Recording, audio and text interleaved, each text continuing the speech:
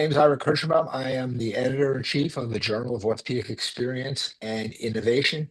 Tonight, we have a wonderful topic session that will be moderated by Jovan Laskovski.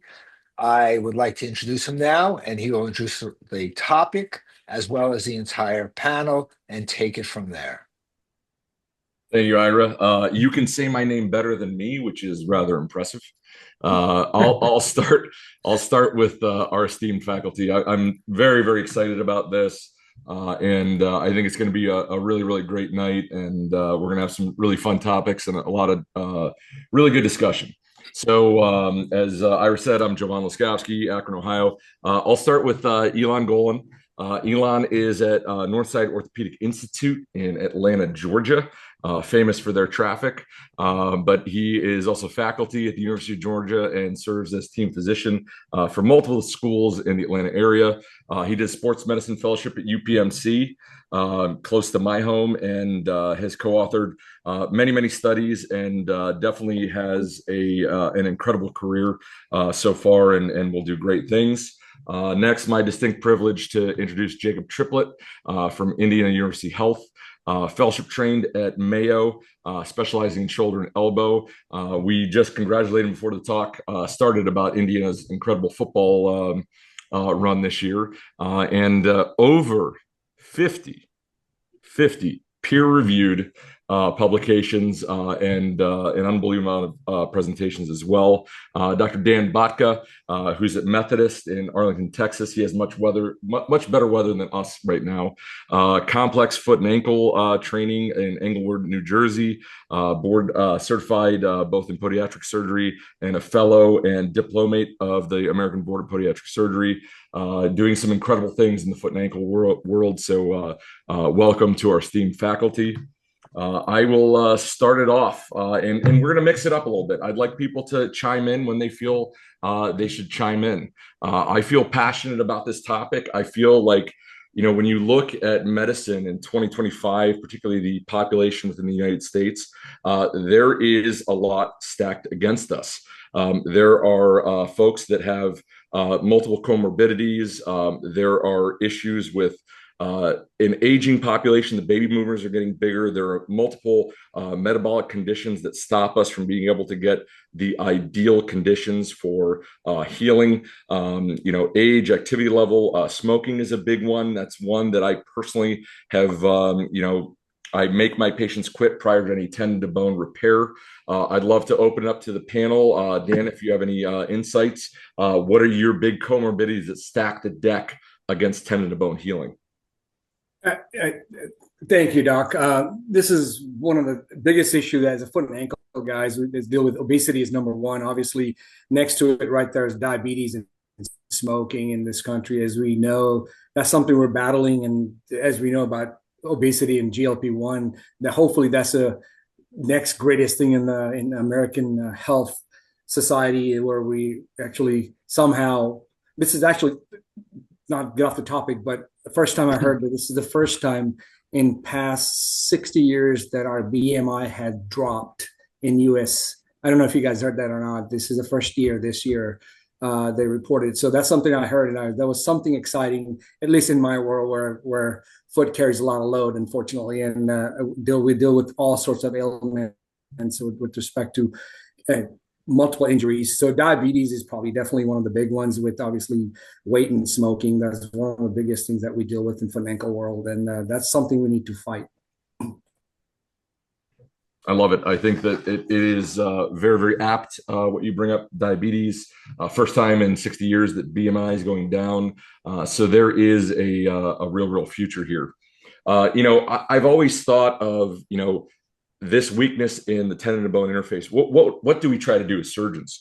We essentially take a tendon and sew it back down to the bone. And there are multiple techniques to do this. There's double row, there's single row. There's even been talk of triple row, multiple different ways to do this.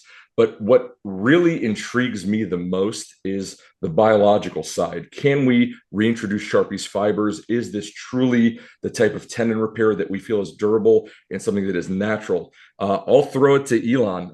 Elan, tell me what your thoughts are in the biology of tendon to bone healing. We can get into technique and different things later, but tell me what your thoughts are and why you feel passionate about this. Yeah, I mean, I think in short, we're not doing as well as we think we are or would like to think we are, right? Everybody sees a rotator cuff repairs, especially, from sports medicine all the way to a generalist orthopedist. And we like to tell them all that they do well. But if you go to some of the bigger meetings and look at the data, we have a failure rate sometimes 15, 18, dare I say even 20%. And so I agree with you. The deck is really stacked against us. And I think we need to be looking for more competitive edges. It really looks nice to make that double row, make that V sign and high five and get out of the room.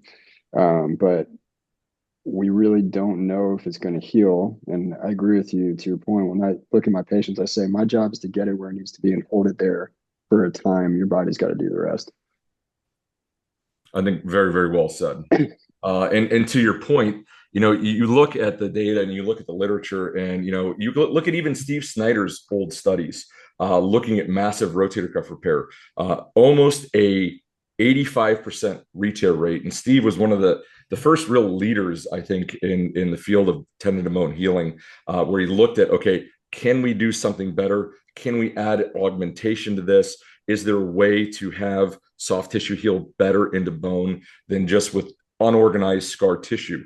I'll throw it to Jacob.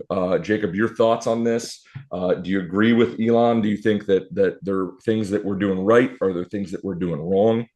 No, I agree 100% with what he said. I mean, you got to remember, these people failed a rotator cuff that God gave them. So, at best, we are trying to get them back to that pre-torn status. And there's no way that a sewn down rotator cuff is going to heal as well as a natural rotator cuff. So to me, I think the augmentation is the key to maximizing that outcome. Again, we're trying to increase the bone healing wear primarily at the bone tendon junction. And we're going to talk about this in a little bit, but you're going to see the factors that matter most is what is the patch made of? How does it help the healing? And what is the optimal timing to healing? And then, the only thing I'd say is that the re-tear rate in the literature on average is about 30-something%. That means 1 in 3 or more rotator cuff tendons are going to fail. I mean, we accept that and we don't really push back on it, but think about it. That's pretty significant. 1 in 3 rotator cuff tendons are failing. What can we do to lower that rate to a much lower percentage? I think the answer is some type of biology, some type of healing potential. So I'm excited to kind of see where this goes, but I think, Rhodium has a very good answer to really maximizing that rotator cuff tendon healing. I think very well said. So again, we look at all these biologics. The orthobiologics is a very hot space right now, in my opinion. PRP, BMAC, there are, amniotic, different products that are out there on the market. Dermal allografts is where I started my journey on this. And again, it is a pure structural graft. And there are situations where I need structure. There are situations where I need biology. And there are some situations, in my humble opinion, where we may need both. You look at the type 1 collagen grafts, and there are a couple out there, bursal-sided only. And one of the things that kind of led me down this path is do we need something at the enthesis, or do we need something on top of it? And there are a lot of positive things to be said about those grafts. Some are just purely biologic. Some are just a biologic plus a little bit of structure to it. And then, you talk about what we came here to discuss tonight, and that's the bioreabsorbable scaffolds. It is a pure enthesal graft and something that can provide that biology right where we need it to heal at that tendon-bone interface. I'll throw it back to Dan. Dan, your thoughts on orthobiologics, dermal grafts, collagen-based grafts. Where are you right now with this, and what are your thoughts on all of this?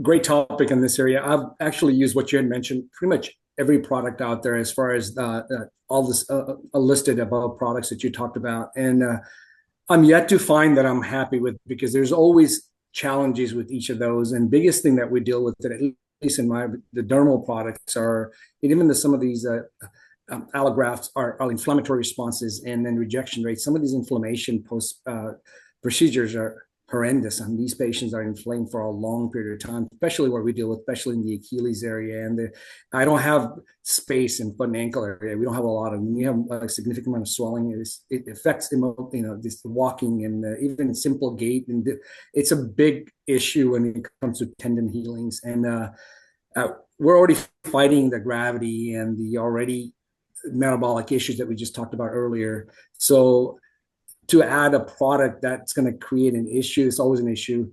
So far, I know it's very early. I've been very happy with Rhodium, with the products, the cases that I've done so far. So let's see what the future holds. Yeah, one of the things that I think is really interesting about grafts is the two factors that kind of guided me on this journey was efficiency and then also cost.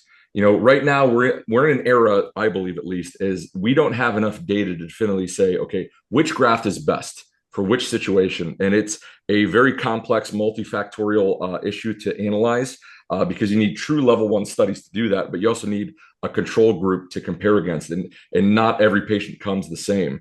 So for me, the efficiency of it was something that was really big. Something that could be easily applied. And as somebody who is a physician owner of both a hospital and a surgery center, the economics was a huge, huge part of it because many of these grafts can cost a relatively exorbitant amount of money. And as you guys know, medicine is changing and changing rather rapidly from the insurance side of things, where our reimbursement continues to decline. And we're a lot of people and a lot of health systems don't have the ability to be able to cover those costs. So Jacob, I'll throw it to you. Your thoughts on new tech and what your thought process is in evaluating and incorporating new tech into your practice. I could tell you from a technology perspective, I'm always eager to play with all the new toys, and I've used just about every single patch from a rotator cuff perspective on the market, and even from a shoulder replacement. I mean, when it comes to custom guide implants, and we're going to do a Mako shoulder here in a minute. So I think innovation is the future of medicine. But to your point, can we innovate? And can we have better outcomes while being economically responsible at the same time? And I think the answer is yes. And, I think some of these initial patches that came on the market, they're an expensive cost, but nobody has challenged that cost. So I think if we could have something that has equal or better outcomes to what's currently on the market while simultaneously being economically responsible, then, that's a perfect, moving forward from an innovation perspective.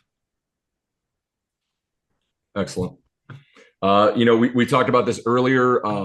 It's a bioabsorbable wick, very excellent handling characteristics, something that has a really good porous matrix that can really provide. I teach my residents. I go, think of it almost like a biologic sponge. It's something where you can hold the patient's own bone growth and healing factors at that enthesis and be able to promote that healing. Elan, any insights on the basic science of this? I'm far better at surgery than I am basic science, as you can tell. Yeah, I would say I'm probably right there with you, but I think back to Dan's point, just the fact that we're quoting, up to a 30% failure rate sometimes means that we need to do something more, and it does need to be biologic. I think if you asked any of us, is your failure rate anywhere near 30%, we would say no, because we either don't want to believe it or, can't quote that number to our patients, frankly, right? So I think focusing on this is extremely important to making sure our outcomes are where we want them to be. I couldn't agree more. What you guys will hear tonight on this panel is a little bit of everything. I'll talk about glute and hamstring. We've got Dan talking about foot and ankle. We've got Jacob and Elan. They're going to show us some really remarkable cases. And what's interesting about this is this can be used pretty much anywhere where tendon to bone healing happens. And so, we look and we've got some early studies. I think this slide tells me more than anything is that work needs done. We need more evidence. We need more proof. I can tell you that my gut feeling on this is something that I think is extremely positive. I think does change the natural course and history of tendon-to-bone healing. But again, we need that evidence to be able to prove it. So I would say to everybody on this panel, whatever we can do to collect numbers, to collect data, and to move that forward, I think that's the big next step for us in this field of tendon-to-bone healing. Dan, Jacob, Elan, any thoughts to add here? I think it's interesting that at least on my side of things, a lot of times we seem to be fighting the insurance companies, and I know this is kind of a red meat subject, right? But a lot of times, one of the determinants of whether or not we're using an implant is the insurance companies, and I think again that number to me, just 30% is astounding, right?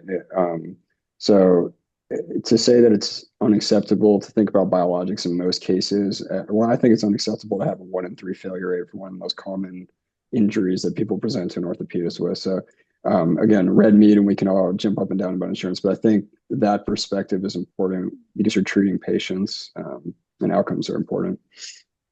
And Elan, when you think about the effects to overall society economically, a re-tear and a revision surgery is far more expensive than being able to use an augment the third time and change that 1/3 failure rate down to, let's say, a 7% failure rate. So I think there's a lot to be said there from a societal standpoint, a lot to be said from an economic standpoint.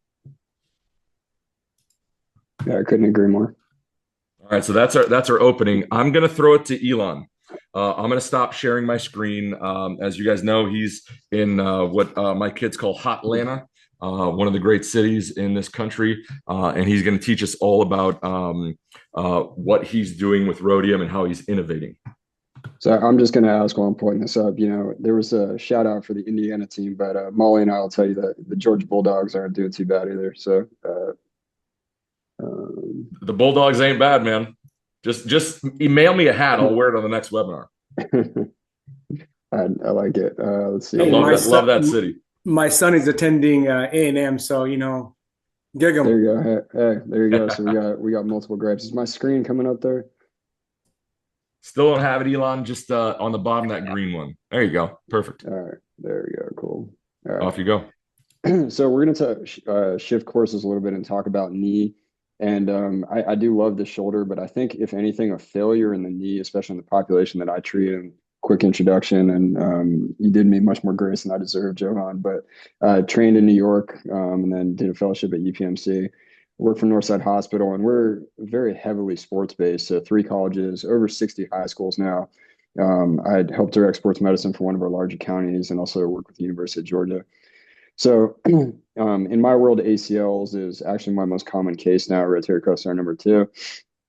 And I think one way that I kind of became interested in rhodium outside of a rotator cuff was an augment to a harvest site.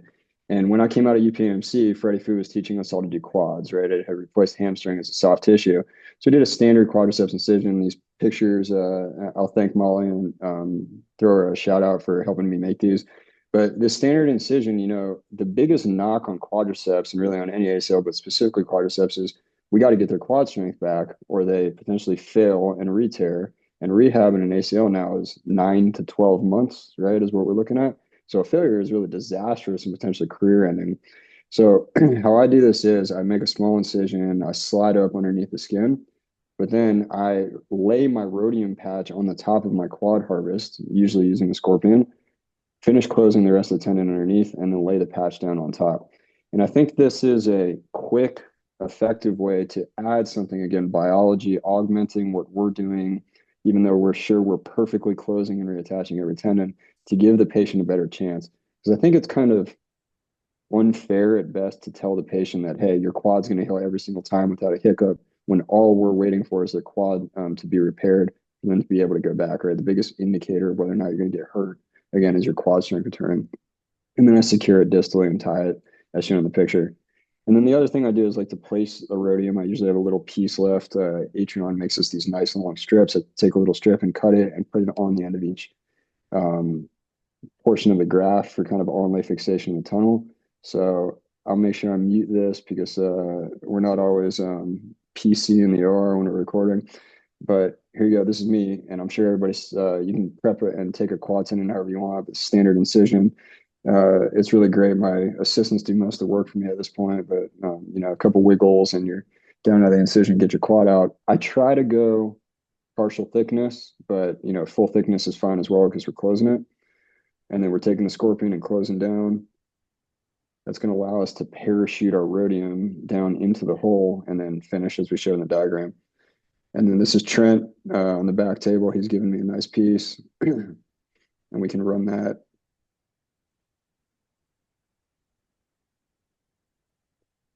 And then just 2 little passes with a scorpion. We kind of push it down as shown in the video.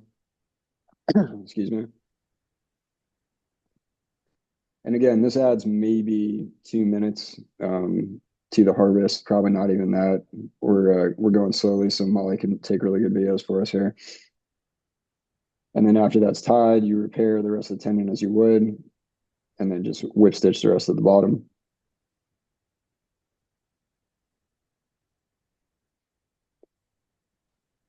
And I'll speed this up a little bit so we don't have to watch me suturing. But there it is. It lays down. The patient doesn't know it's there, and hopefully we're providing an extra set of healing. And then this is just the prep on the back table. So remember, we have some leftover. At this point, it's free. And we're just going to pass it with our whip stitch through both ends, and then that's going to get passed through the graft for tunnel opposition.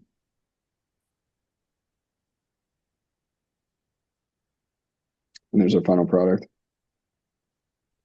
So I do think in the knee, we're moving to an onlay world, right? And these are 2 other common procedures that I'm using these for.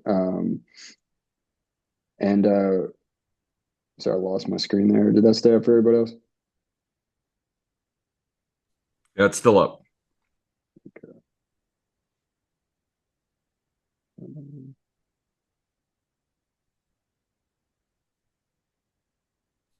Elan, you can try just exiting out of PowerPoint real quick and starting back up. That usually resets it. Okay.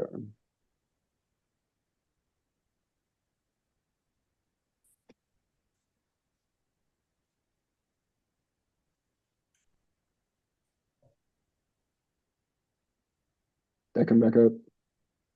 We can see you. All right, sorry about that. So I think the idea here is less tunnels, less problems. And so moving to onlay for things like patella tendon repair, which most people are doing, MPFL, we have more sophisticated anchors and hopefully can do more complex cases. So one plug I'll give, and this is something I'm doing with the folks at Emmy right now, is onlay fibular fixation, really onlay fixation for the entirety of a posterior lateral corner. You avoid drilling through the fibular head and making a tunnel, and you really avoid trauma to the nerve. It's also a bailout if you get multi-legs from the trauma guys and the fibular head's already broken. So we're all used to this big open incision. This is for a Laprade technique. And while this is a fun case to do, it's a big incision. There's a lot of burden rubbing from the brace. And so if we can change that to something like this, right? Small little incision, 3 anchors, and really start thinking about this almost like a rotator cuff with onlay fixation, 270 degrees. We can drill with small incisions, stay away from the nerve, right?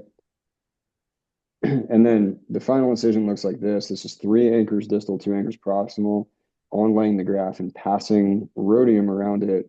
Hopefully we're not just achieving equivalency to the old way of doing tunnels, which is risky, but also adding a biologic in a thoughtful manner like a rhodium without concern for tunnels. So again, I think while we are moving more towards onlay in the knee, this is something we need to be considering, especially in more advanced techniques.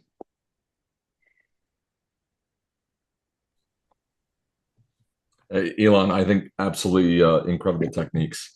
I would encourage you to collect data because that was rather compelling. Yeah, 17 so far. It obviously takes time for the follow-up, but so far they've been working. So hopefully there's something there. And I certainly think the addition of an augment like rhodium is going to help our results. Yeah, keep collecting them, and I think that'd be something that's great. You look at Laprade's technique, and it's been the gold standard for God knows how long. But that more MIS way that you're doing it is really, really slick. And I would agree wholeheartedly. I gave up knee probably about 10 years ago, but the every tendon harvest site to do an ACL has a downside to it, and what you've done is relatively eliminate that downside for the quad harvest. So very well done. Guys, any comments? Jacob, Dan? No, it looked fantastic. I mean, the whole time I'm looking at this, I was just like, thank God I do shoulders. So, but again, I think from a morbidity perspective, if you're able to get as good or better results with less morbidity, I mean, that's huge.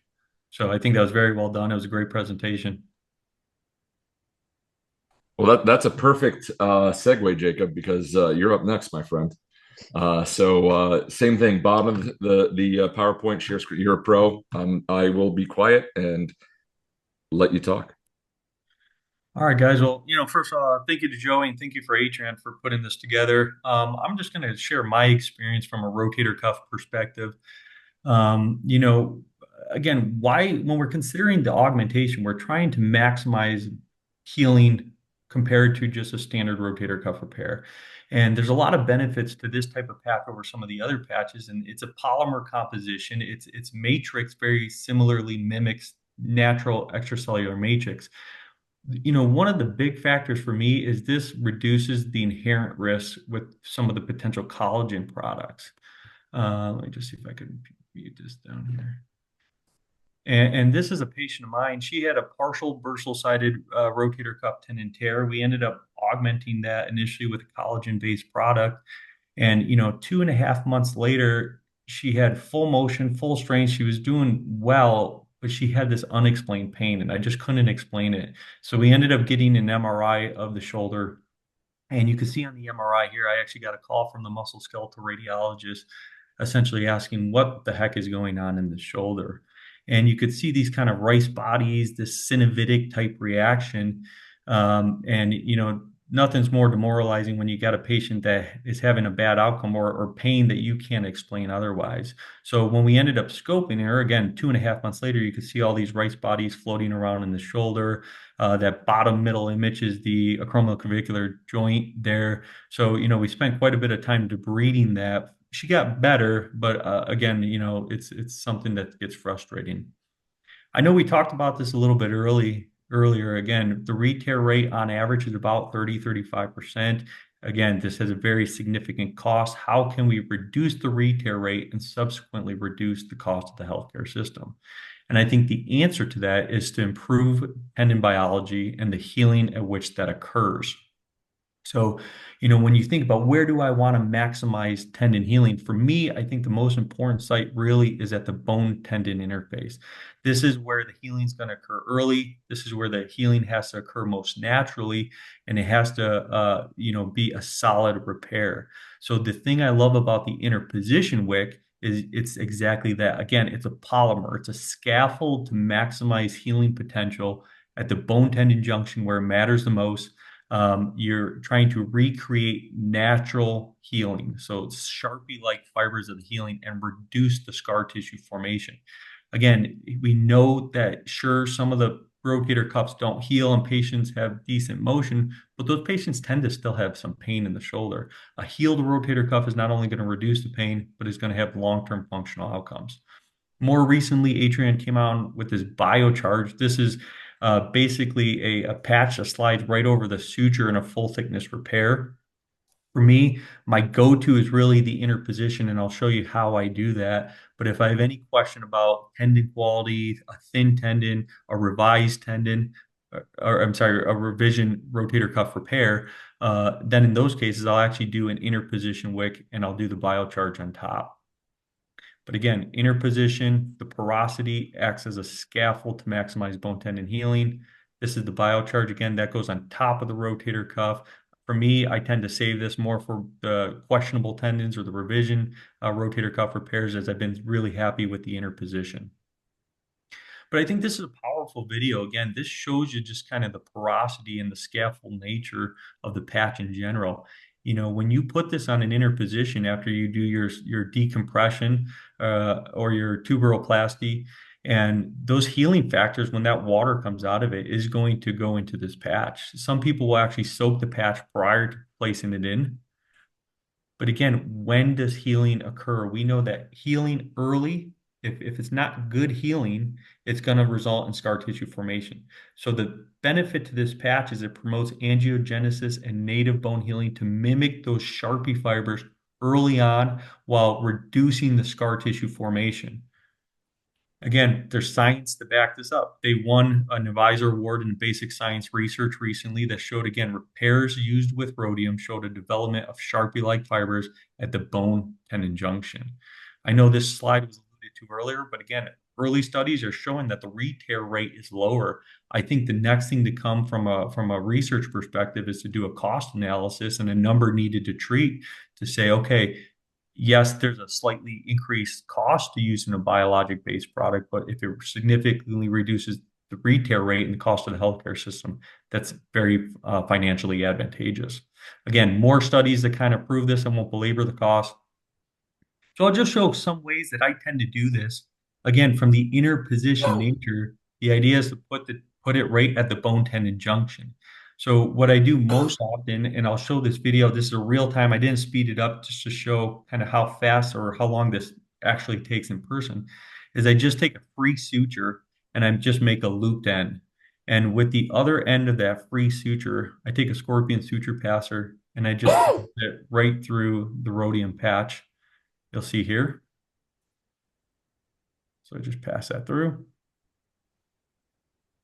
And then through that looped end previously, what we're going to do is, depending on how many anchors you use, but say you do 3 medial row anchors, I'll just grab those medial middle row sutures and just pass them through this little loop that I created on this free end. And I'll kind of just tighten that down a little bit. You're going to see right here.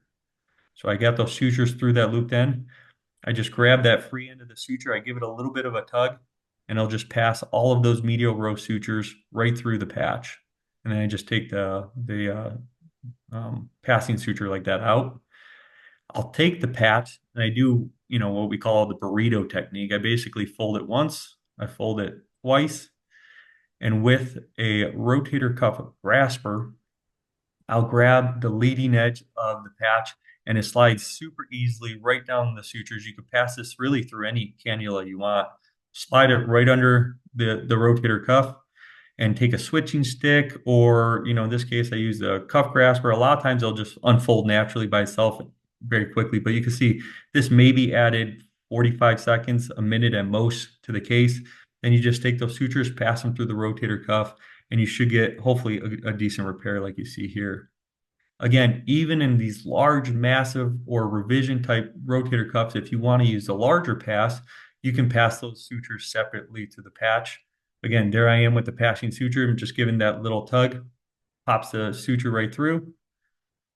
And then what I do again, similar to the last way, I'll fold it. And these big ones, I'll add an extra fold. So I don't know, this is, I guess, a glorified burrito, but we'll do 1, 2, and I'll just fold it again. But again, if you grab that leading edge of the rhodium patch with the cuff grasper, you'll see it slides extremely easily right down the sutures. Again, pass it through any cannula you want. And then this is me just delaying a second, tell my nurse practitioner to stop moving his hand.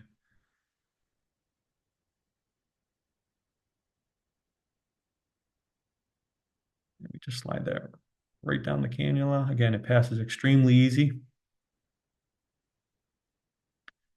And again, we'll just take it and it'll unfold itself most often, but if not, you just take one of these cuff grasper or the switching stick and just unfold it and tuck it in.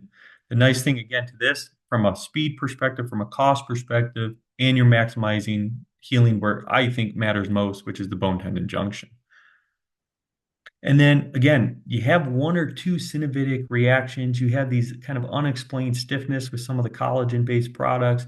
You start questioning, hey, should I be trying something else from a partial thickness rotator cuff perspective? So if I have any area of concern, what I'll do is take a spinal needle and I'll tag it through the area of concern and I'll tag it with a Prolene suture. So when I go into the subacromial space, I'll easily be able to identify it. And typically that occurs right at the bone tendon junction where the suture comes in.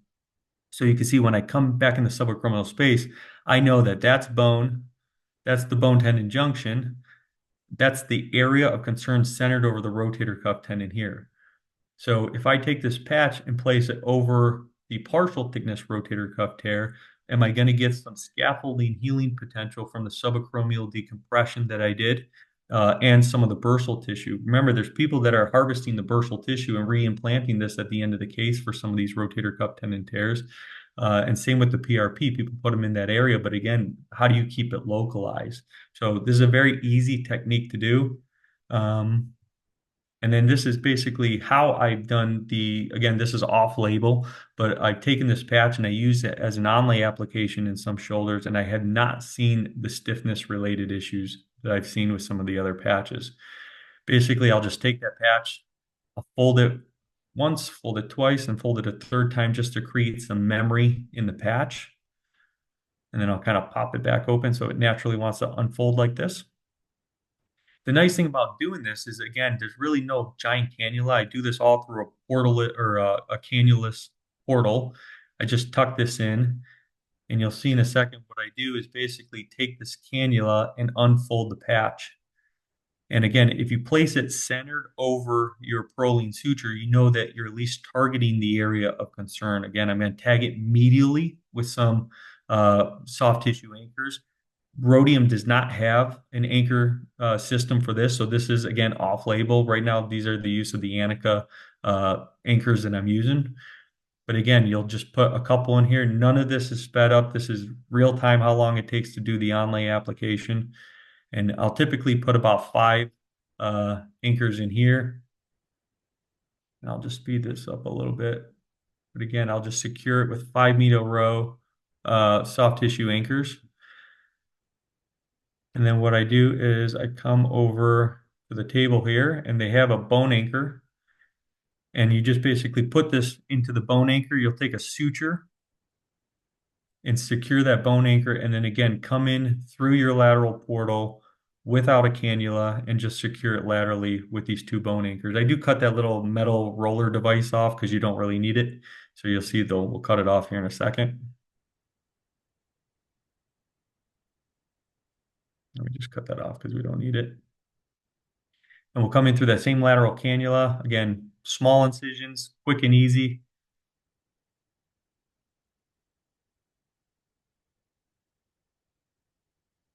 And I'll just secure it with 2 bone anchors. When the anchor gets about halfway down, I stop. I just pull that suture just to keep the anchor on there. And we basically will repeat that process with another bone anchor.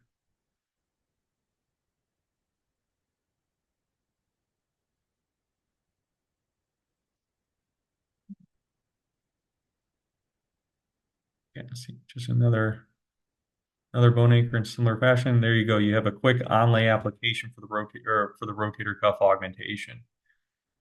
So again, hopefully this acts as a scaffold from some of that bursal tissue, from some of the decompression that you do with your subacromial. So my take-home points for this patch, again, I'm avoiding the negative collagen-based augmentation effects from stiffness, from a synovitic type reactions.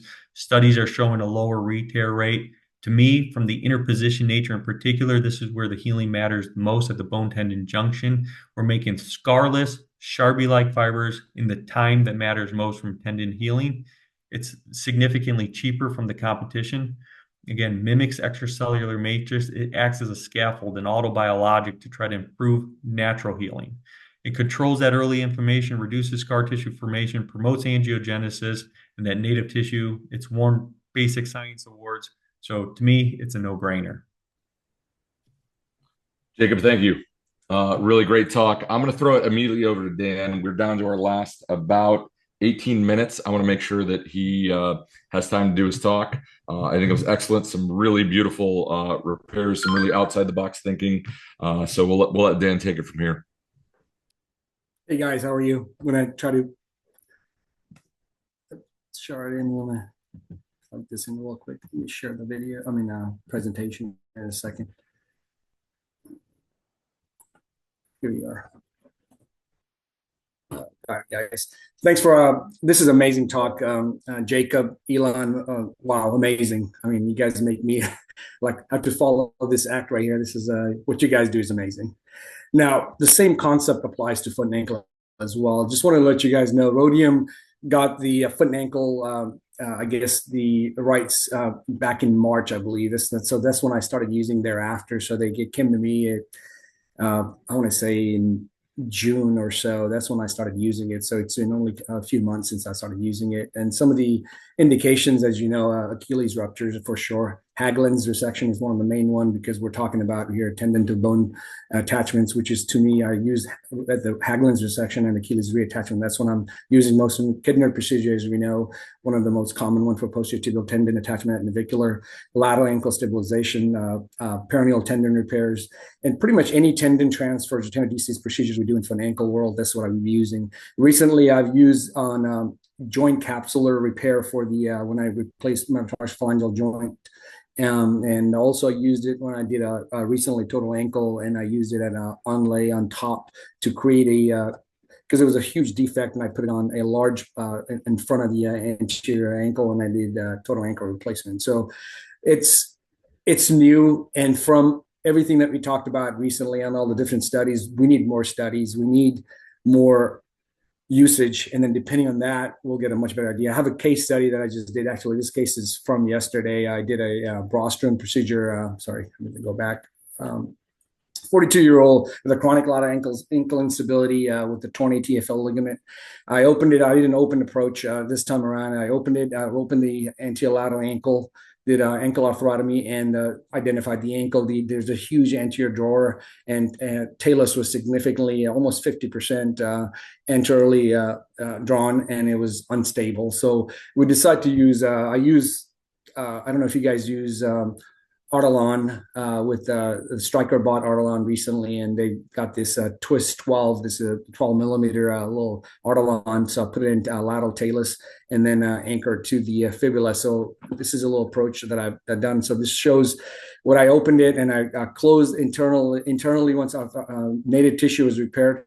And then I placed our 2x2 rhodium underneath right over the repair, and then I repaired the Artelon on distal fibula with an anchor. And this is so the rhodium is underneath the Artelon tissue over it. And when I'm overlaying, so what I'm trying to create here is stabilize the anterior lateral. This ankle was significantly anterior drawer and anterior tilt. I brought it back in neutral position, dorsiflex and everted the foot on the ankle, and I placed this underneath it. What I'm trying to do is pretty much what Jacobs talked about onlay, but this is onlay on the tissue externally outside the joint, because I'm using a synthetic tissue, which is Artelon, and I'm trying to promote growth externally to stabilize the ankle, because the tissue underneath it, there's no ATFL left underneath it. So I'm trying to create externally to prevent any sort of impingement when patients able to dorsiflex and plantarflex. This technique has worked so far, and is doing really well. But previously, I know this is yesterday's case, but I've done several of these over the past several months, and this is working really well so far. The second case is a 62-year-old female came in with a Haglund's deformity with chronic Achilles tendinosis. I resected the, this is an open case. I opened it posteriorly. This is patients in prone position. I talked about metabolic issues and weight. This patient's BMI was 46. So this tendon needs significant help with repair. So I did two anchors technique, resected the bone, and then I placed two anchor posteriorly, one posterior medial, posterior laterally. I post resection of the Haglund's and put the fiber tape, suture taped across it, and reattached it distally. Some pictures over here. So what I did, once I did this initially, I put, if you see it on the left side, the 2x2 Artelon is placed right what Jacob just mentioned about Tendon-Bone junction, where I'm trying to promote. I debrided part of the Achilles tendon as well, because it was a pathological tendon because of tendinosis and partial tearing. I resected the bone, and reattached there's a 2x2 rhodium underneath there. And then I sutured the anchors as attached distally, as you can see. And I put onlay on top another 2x2 rhodium, which I closed with the periosseous tissue is closed over this area. So now I have underneath the Achilles tendon or attaching bone, and on top of it, now I close the periosseal tissue and close the skin. This is a pre-op X-rays. This patient's electroculkin exosuction Haglund's. This is post. I resected the bone, and now this is completely closed with attached anchors. There's 4 total anchors holding the Achilles onto the posterior heel. These type of cases are daily occurrence for me, and I'm sure a lot of the people doing in foot and ankle worlds, we're doing this all the time. What we need is help. What in the sense of help is these patients' morbidity and comorbidities, including the overall history of medical issues and weight. I need whatever help I could get biologically. And if what Jacob mentioned, this is what we need. We need advanced studies, anything that helps with biology of the tendon and increased strength, so we have reduction in re-injuries. And this is life-changing surgeries for some of my patients, and we have to think about if they needs to go through another surgery. They're already obese, and they're going to be immobilized already for several weeks for recovering. And if God forbid there's a recurrence or further injuries, we're looking at some significant costs and significant issues to our medical world. So we need to come up with, and that's why I love topics like these, where we get all across the country. Some of us get together and talk about this thing and learn from each other and see what we could do. And there was a question Dr. Marora had mentioned earlier. I saw it come across about repairing using rhodium with mid-substance tear of Achilles. I think same concept applies. We're trying to promote healing and promote scaffolding for the repaired tendon to realign these, to prevent scar tissue significant amount and regain the strength. So I believe this could be applied to anywhere in the body as far as tendons and bone junctions are concerned. So I'm going to leave it at that. I know we're running out of time, so I'll get back to our moderator and Dr. Laskovski to go further. Any questions, please do not hesitate to ask. Dan, I think a beautiful presentation, very outside the box. And you live in a world that a lot of us don't, which is that foot and ankle, the biology, the lack of vasculature. I live in that same world in hip. It's not as bad as yours because people walk on our repairs. I think Elan did a great job showing what he could do to help augment the knee and get it there. But the weight-bearing tendons, those are the most difficult ones. Jacob, again, a fine job on his talk, and that concept of emphasis versus over the top of the tendon. I need to Ira, I need some advice. We got about 9 minutes left. Do you want me to give my talk, or should we just do Q&A? It's a really tough question.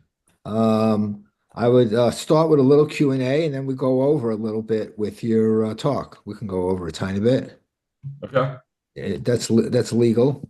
That's legal. Yeah. I mean, I could talk all night on this topic. It's super fascinating, and let's handle a few questions from the participants. Yeah. So the first question that I will say is, have you seen inflammation coming out of that PGLA and PLCL graft that is rhodium? I'd like to kick it to Dan, Jacob, and Elan. Guys, your experience with this? If you don't mind, I'll start real quick. I've used multiple different type of products with these type of cases.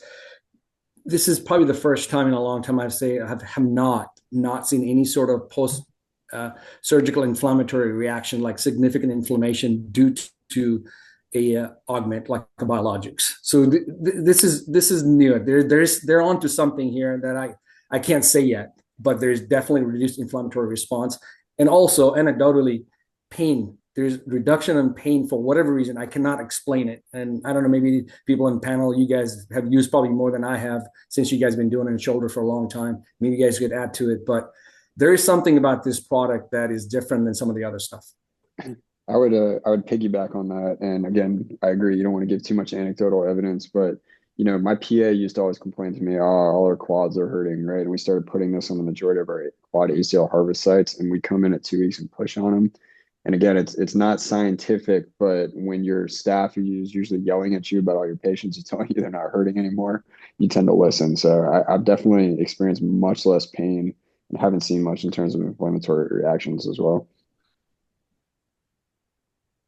Yeah, I would say the exact same thing. And one of the questions talked about all the patch. I've used every patch on the market, and the stiffness and kind of those unexplainable pain situations. I've only seen them with the collagen patch. The rhodium is my main patch I use at this point, and it has been for probably over 6 months, maybe close to a year at this point. And I just have not seen any type of unexplainable pain, any synovitic type reactions. And that's true whether I've been using it for the onlay application, the interposition application, the biocharge application. So again, it's anecdotal. I think more scientific evidence is needed. I just haven't seen it being an issue. Dr. Redler, please.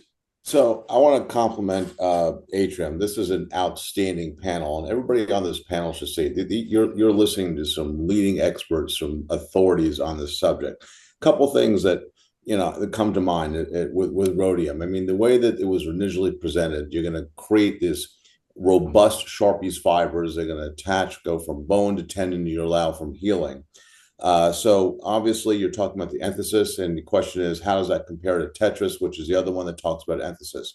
But you're talking about a lot of soft tissue applications here, where you're obviously not dealing with Sharpie's fibers, because this is just tendon to tendon or tendon healing. And how are we suggesting that this is promoting more healing than any of the other patches there as well?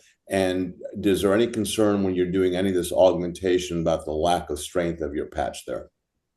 So a couple of questions, but it just because it seems like you broaden the horizons in terms of how you're applying this here. For me, I think, again, the interposition nature, again, this is a scaffold. So, I always do a gentle tuberoplasty in all my rotator cuffs. The idea for me is that this is going to allow those extracellular matrix components to help make more natural healing fibers as opposed to the undesirable scar tissue. To answer your question from a tissue quality, if I have true concerns about tendon quality, if it's something that I think I could do the sandwich, I will from the biocharge plus the interposition. But if not, I do pick a different product. I do go with a more robust collagen-based product if I'm concerned about tendon thickness, because I do think that will act a little more rebar-like and give some structural component that the rhodium doesn't. So again, for me, the healing potential at the bone tendon junction is what I find the biggest value in the rhodium. If it's a structural component, then I choose something else. Yeah. And I think that what we all know is that we all call it rotator cuff tears. What we should be really calling is rotator cuff failure. And so, strengthening that tissue, I think, is going to be an important aspect of what we do. Couldn't be more well said, Dr. Rudler. I'll if you're okay with it, Ira, I'll put my screen up real quick. I'll go through this as fast as possible because I think it piggybacks on what Jacob just said and what Dr. Rudler just said. You guys see my screen? All right, we're going to go through this quick. And I'll skip a lot of it because we've covered a lot of it. This is my very simple technique for rhodium. This is an abductor tendon tear, and you can see I just run all 6 sutures through it and then just shove it under the tendon. It's extremely economical, it's extremely efficient, and it does not cost time in the OR. Disclosure is available on the Academy website. Here's what a dermal graft is like when you're a cocky second-year attending and you think that you can do anything. This is not quantum entanglement. This is quantum failure. And you compare this to what rhodium is, which is the simplest graft to put into any space in the human body. You'll see me, I try in vain here to come in and untangle this mess, but this is truly quantum entanglement. I had to go back, redo the graft, redo all our suture passing, and that's one of the things that makes this graft very attractive. So we'll talk about this gal, 65-year-old, every comorbidity you could have, diabetes, did a glute med repair 7 years ago on her with just the dermal graft, fell down the stairs, and then I did this. So you can see our old repair site. You can see that graft that is acellular dermis bioincorporated. It always looks like dermis on the outside, but it becomes a piece of tissue on the inside. So what I did was I used a collagen scaffold that was reinforced that I thought would work very, very well. It was the ideal for me at that point. I needed biology in this woman, but I also needed structure because you guys can see how thin that tendon is. You look at radiographs post-op. She's having problems. Do we PT her? Do we inject her? Do we image her? So we image her and we can see the graft and a large bursal response. And she had a very large bursal response as well as a re-tear of the medius tendon. So we talked about a plan, and one of the things that happened in that plan was you think about what we talked about tonight. There's the enthesis and there's a superficial surface to that tendon. And what we decided to do was to combine both a dermal graft with rhodium. And here is the first image once we get into the hip. What's interesting about this graft is you can see it tried to bioincorporate. There were multiple fibers there, and you'll see as I pull on this graft, it never fully bioincorporated. You can see knots are still tied, sutures are still there, anchors did not pull out. This was really, truly, in my mind, a pure biologic failure, again, with poor soft tissue, which is the nature of most abductor tendon tears.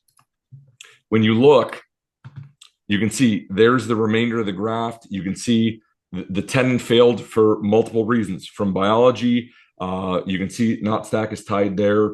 Suture anchors did not pull out a bone, but we had a failure of bioincorporation along with what I would call attenuated tendon tissue.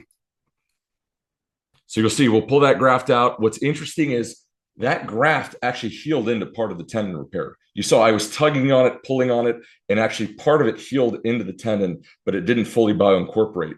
Hence why we ended up coming up with this strategy. I'm going to go quick because we don't have much time.